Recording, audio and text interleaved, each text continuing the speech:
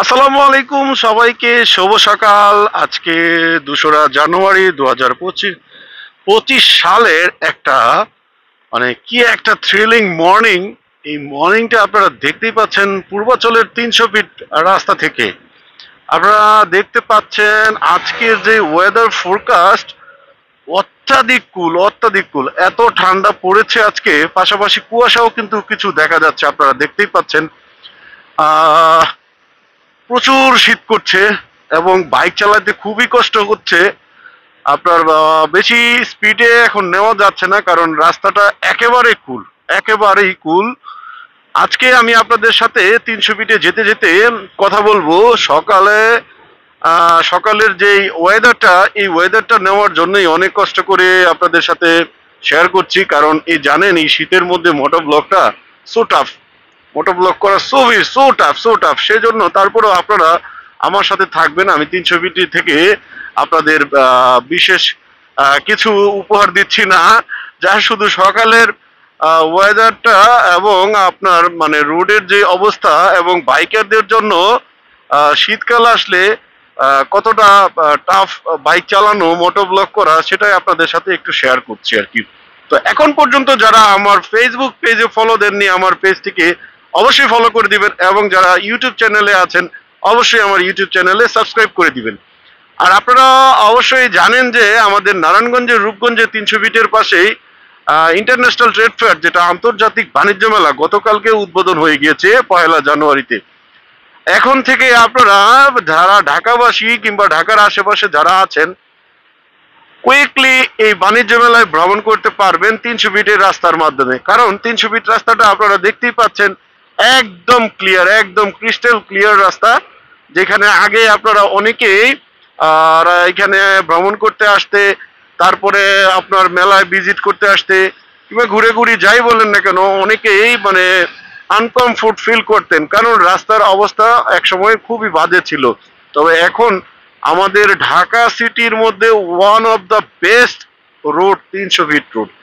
তো এই রোডে আবার যারা বাইকাররা বাইক দিয়ে আসবেন, আমি আপনাদেরকে বলবো অবশ্যই সেফলি বাইক চালাবেন। কারণ এখানে প্রতিনিয়তই দুর্ঘটনা ঘটে যাচ্ছে, প্রতিনিয়ত।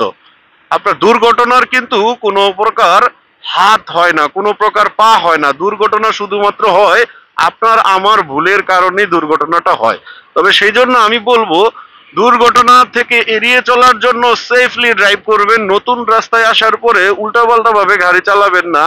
একেবারে আপনার এখানে কোথায় উঁচা কোথায় নিচু, এটা কিন্তু নতুন রাইডার যারা, তারা কিন্তু অনেক সময় জানেন না। সেজন্য আমি বলছি, এই রাস্তায় যখন আসবেন তখন একটু প্রথমবার দেখে দেখে যাবেন, পরের বার আপনার মুখস্থ হয়ে যাবে রাস্তাটা কি ধরনের কি টাইপের। এই জন্য এখানে আননোন পার্সনরাই কিন্তু অ্যাক্সিডেন্ট করে যাচ্ছে। তো আজকে শীতের কারণে আমি বাইক রাইড আস্তে আস্তেই করে যাচ্ছি, কারণ প্রচুর শীত। কারণ অনেক জোরে গাড়ি চালালে আমার বুক ব্যথা হয়, আবার গলা ব্যথা হয়। হ্যাঁ, আমি কয়েকটা ড্রেস পরেছি, নিচে গেঞ্জি পরেছি, টি শার্ট না বলেন আর সেন্টু গেঞ্জি বলেন, যাই বলেন, হ্যাঁ, এটা পরেছি, তারপরে শার্ট পরেছি, তারপরে এটার উপরে যেটা -ডিগ্রিতে, যেটা আমরা সিকিমে, তারপরে লাদাখ, তারপরে কাশ্মীর, যে সমস্ত এলাকায় যে জ্যাকেটটা পরি, সেই জ্যাকেটটা পরেছি, প্লাস হচ্ছে মোটর সাইকেলের উপরে যে পাতলা অ্যাপ্রনটা থাকে সেটাও পরেছি। তারপরেও কিন্তু আমি স্পিড কিন্তু বেশি না, আপনি দেখতেই পাচ্ছেন, মাত্র 50-60-এর মধ্যে চালাচ্ছি। হ্যাঁ, তারপরেও একেবারে বাতাস মনে হচ্ছে ছির ছির করে যাচ্ছে আর কি। হ্যাঁ, তো সেজন্য আমি একটু সাবধানে চালাচ্ছি। আপনারা আমার ব্লগে প্রথম থেকে শেষ পর্যন্ত থাকবেন। জানি না 2025 কার জন্য সুন্দর বার্তা নিয়ে আসবে, কার জন্য দুঃখের বার্তা নিয়ে আসবে। অবশ্য সবার জন্যই যেন 2025 বেটার হয়, আমি সেজন্য আল্লাহ তাআলার কাছে দোয়া প্রার্থনা করব। তা আপনারা আমার এই জার্নিতে প্রথম থেকে শেষ পর্যন্ত যারা ছিলেন, আমি সবাইকে জানাই অসংখ্য ধন্যবাদ। আমার ফেসবুক পেজে 17,600 ফলোয়ার প্লাস হয়ে গিয়েছে, 18,000 ফলোয়ারে খুব শীঘ্রই চলে যাবে। তার জন্য আপনাদের সবাইকে জানাই আন্তরিক ধন্যবাদ। আপনাদের ভালোবাসা সাপোর্ট ছাড়া কিন্তু আমার এত বড় ফ্যান ফলোয়ার পেজ হওয়াটা কিন্তু পসিবল ছিল না। আপনাদের ভালোবাসার কারণে কিন্তু সবকিছু হয়েছে। সেজন্য বলবো আপনারা আমাকে ভালোবাসা দিয়ে যান, সাপোর্ট করে যান, ইনশাল্লাহ আমি ভালো কিছু উপহার দিব। তবে আপনারা যদি আমাকে একটা প্ল্যাটফর্মে ভালোভাবে দাঁড় করিয়ে দেন, ইনশাল্লাহ আই কমিটেড, আমি আমার যেটা আমার ক্যাপাসিটি আছে সেই ক্যাপাসিটি থেকে আমি যেটা বলে মানবিক কাজ, সেই মানবিক কাজগুলো আমি ধারাবাহিকতার সাথে করে যাব ইনশাল্লাহ। আপনারা আমার জন্য দোয়া করবেন, সাপোর্ট দিবেন। এছাড়া যারা আমার ইউটিউব চ্যানেলটিকে দেখছেন, ইউটিউব চ্যানেলে আপনারা যারা আমাকে দেখেন, ফলো করেন, কিংবা নতুন যাদের সামনে আসছে, অবশ্যই আমার ইউটিউব চ্যানেলটিকেও সাবস্ক্রাইব করে দিবেন। এখানে আমার প্রায় 2000 সাবস্ক্রাইবের পরিবার হয়ে গিয়েছে অলরেডি। তা ইউটিউব চ্যানেলও আলহামদুলিল্লাহ অনেক ভালোবাসা পাচ্ছি আপনাদের দোয়াতে। ইদানিং আপনারা আমার মোটো ব্লগ গুলো দেখছেন। আমার যেই লাস্ট একটা আমি মিরপুর 10 থেকে যেই আমার বাইকের স্টিকার করেছিলাম, এই ভিডিওটা এখন পর্যন্ত ভালো রান করছে, ভালো দেখছেন। তাছাড়া এর আগেও আমি কিন্তু একটা 300 ফিটে রোডে যাওয়ার সময় আমি শুভেন্দু অধিকারী এবং ময়ূক রঞ্জন এদেরকে নিয়ে আলাপ করতে করতে গেছিলাম, এই ভিডিওটা খুব ভালোভাবে রান করছে। এছাড়াও আমি আমার বার্থডেতে আমি কিছু অতিথির কাছে উপহার পৌঁছে দিয়েছিলাম 300 ফিটের নীলা মার্কেটে, সেইখানেও আপনারা কিন্তু অনেক অনেক ভালোবাসা দিয়েছেন। তো ক্যামেরার অবস্থা এখন কি আমি জানি না, আই ডোন্ট নো।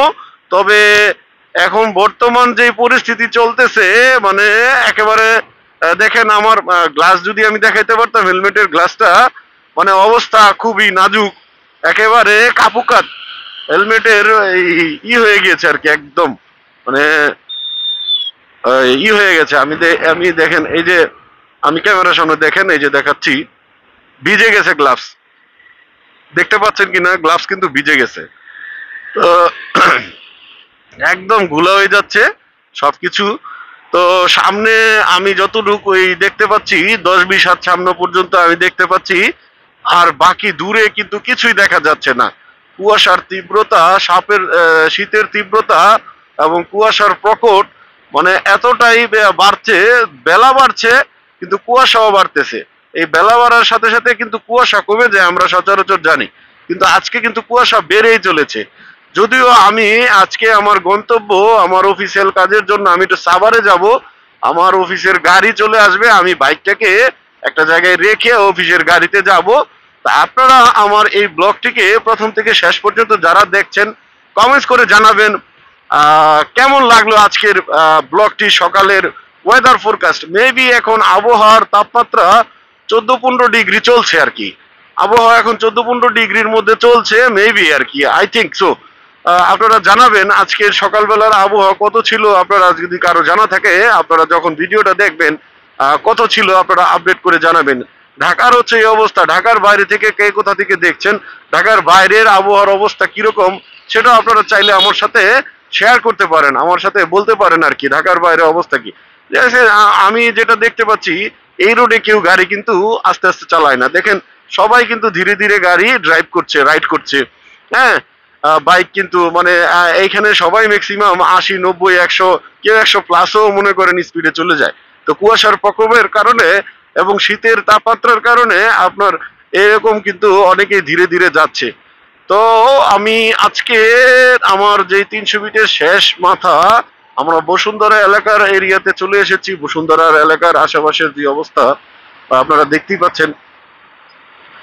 ঢাকার ভিতরে ঢোকার পরে দেখি, ঢাকায় ঢোকার পরে যদি কুয়াশা থাকে তার মানে ঢাকায়ও শীত পড়েছে। আমরা তো যেহেতু 300 ফিটটা আমাদের এটাকে ঢাকাই বলে, কিন্তু নেয়ার ঢাকা সাইড আর কি, আমরা এখনো ঢাকা সিটি কর্পোরেশনের আওতায় পড়িনি। যখন পূর্বাচল রানিং হয়ে যাবে তখন পূর্বাচল হয়তো আলাদা সিটি কর্পোরেশন হবে, মেবি আর নট। হ্যাঁ, তবে আপনারা যারা বাণিজ্য মেলায় আসতে চান আসতে পারেন। বাণিজ্য মেলা এখনো জমজমাট হয়নি, স্টলের কাজ চলছে, তবে খুব শীঘ্রই জমজমাট হয়ে উঠবে। আর আপনারা যারা 300 ফিট দিয়ে আসতে চান তাহলে আপনারা একটা কাজ করবেন, বাণিজ্য মেলায় আপনারা যারা নীলা মার্কেট পার হয়ে যাবেন, ন্যাংটার মাজার দিয়ে বাম পাশ দিয়ে একটা রাস্তা আছে, হ্যাঁ, নীলা মার্কেটের পরে ন্যাংটার মাজার দিয়ে বাম পাশ দিয়ে যে রাস্তাটা আছে, এই রাস্তাটা দিয়ে আপনারা বাণিজ্য মেলায় সরাসরি বাণিজ্য মেলার গেটে চলে যেতে পারবেন, একদম মানে ফ্রিলি স্মুথলি চলে যেতে পারবেন। আর যদি শুধু শুধু 300 ফিট দিয়ে চলে যান কাঞ্চন ব্রিজের এই দিক দিয়ে, এদিক দিয়ে একটু জ্যামে পড়ে যাবেন। প্লাস হচ্ছে 300 ফিট শেষ হলে কাঞ্চন ব্রিজের এদিকে রাস্তাটা অনেকটাই ভাঙা, তারপরে অনেকটা জ্যামে পড়বেন, রাস্তায় গাড়ি রাখার অসুবিধায় পড়বেন। আর যদি আপনারা এই নীলা মার্কেটের পরে যেই বানি লেংটার মাজার আছে, এই বাম সাইডের রাস্তা দিয়ে ইন করেন, তাহলে খুব সহজে জয়বাংলা চত্বর হয়ে আপনারা চলে যেতে পারবেন বাণিজ্য মেলার গেটে। তা আশেপাশে প্রচুর স্পেস আছে, ফ্রিতেও গাড়ি রেখে দিতে পারবেন, আশেপাশের স্পেসে সেফলি গাড়ি রাখতে পারবেন, গাড়ি কিছু হবে না, শুধুমাত্র আপনার গাড়ির লক সিকিউরিটি ইনশিওর করে নেবেন আর কি। হ্যাঁ, তো এই বলে দিলাম। এই যে দেখেন ঢাকার ভিতরে কিন্তু আমি ঢুকে গিয়েছি। এই যে দেখেন বসুন্ধরার অবস্থা, হ্যাঁ নাজুক অবস্থা একদম, মানে কুয়াশায় কিচ্ছু দেখা যাচ্ছে না। আল্লাহ আল্লাহ, কি জানি কি হয়, সামনে নাকি আরো বাজে অবস্থা হবে। আমরা আসলে আল্লাহর কাছে দোয়া করি আল্লাহ যেন আমাদেরকে এই অবস্থা থেকে দ্রুত উত্তোলন ঘটিয়ে দেয়। কারণ আমাদের দেশের যে পরিস্থিতি, এই পরিস্থিতিতে অনেক কিছুই আমরা পিছিয়ে গিয়েছি স্বৈরাচারকে বিদায় করার পরে। তো সেখান থেকে আমরা ঘুরে দাঁড়ানোর চেষ্টা করছি, ইনশাল্লাহ অনেক দূর চলে এসেছি আমরা। আমাদের দেশ এখন অনেক ভালোভাবে চলছে, আরো ভালোভাবে চলবে। আমরা এনি টাইম যে কোনো কান্ট্রিকে, আমাদের এশিয়ার যে সমস্ত কান্ট্রি আছে তাদেরকে আমরা সুন্দরভাবে জবাব দিতে পারবো। আমরা কোনো নির্বিঘ্ন জাতি, আমরা কোনো দুর্বল জাতি নয়, আমরা কোনো ছোট নয়, আমরা উচিত জবাব দিতে পারবো, আমরাও পারি। কেন পারি? এটা অহংকার নয়, যোগ্যতার মাত্রাতে আমরা যদি বিচার করি, তাহলে আমাদেরকে পরিসংখ্যান যদি করেন, আমরা আমাদের নিয়ারেস্ট যে কান্ট্রি আছে, যেটাকে বলা হয় আমাদের বন্ধু রাষ্ট্র, তাদের চাইতে আমরা অনেক দিক দিয়ে এগিয়েছি। কারণ আমি ওই দেশে ভিজিট করতে গিয়েছি, দেখেছি অনেক মানুষ কি নিম্ন কাজ করে, কত টাকা ইনকাম করে, তাদের ইনকাম লেভেলটা অনেক লো, অনেক লো। বলা হয় তাদের দেশের পণ্য নাকি অনেক দাম কম তুলনামূলক, কিন্তু আমাদের দেশের তুলনায় যদি রুপিকে টাকায় কনভার্ট করা হয়, টাকায়কে রুপিতে কনভার্ট করা হয়, তুলনামূলক ওই রকম আহামরি তেমন কোনো পার্থক্য দেখলাম না আমি। হ্যাঁ, আসা যাওয়ার ফলে আমরা মনে করি রুপিতে মনে হয় অনেক কম, আসলে তাদের দেশে রুপি কামানো অনেক কঠিন। আমাদের দেশে টাকা কামানো যেমন অনেক সহজ, তাদের দেশে রুপি কামানো অনেক কঠিন আর কি।